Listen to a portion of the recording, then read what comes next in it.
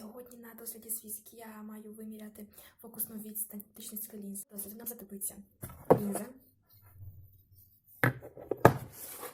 такий картонний екран. Знаємо, лінза – це прозоре оптичне середовище обмеженими циліндричними або сферичними поверхнями. Характеристика лінз є її фокусна відстань.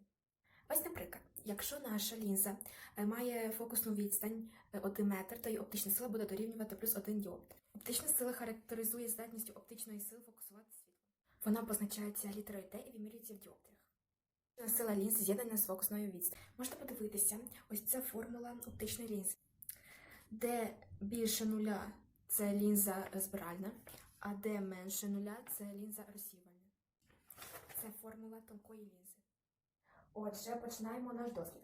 Ми поставили тут ліхтар, тут лінзу. Лінза має бути стояти пряма, Поставимо так, щоб вона стояла.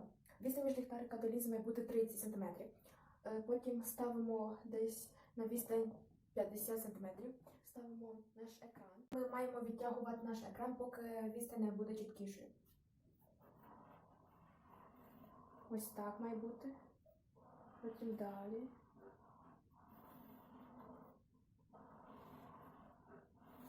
Так це все виглядає. Відстань 50 см, а тут 30. Отже, починаємо. Отак ми це все відтягуємо, потім знову назад. Потім так.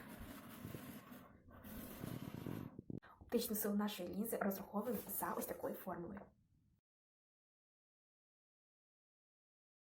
Можна сказати, що наша лінза складається ще з однієї лінзи, яка має оптичну силу, що дорівнює 5,1 діоптрій. І тим самим це показує, що фокусна відстань нашої лінзи має бути менше, ніж 20 см. Підійшов вже кінець нашого досліду з фізики. Дякую за увагу, до зустрічі!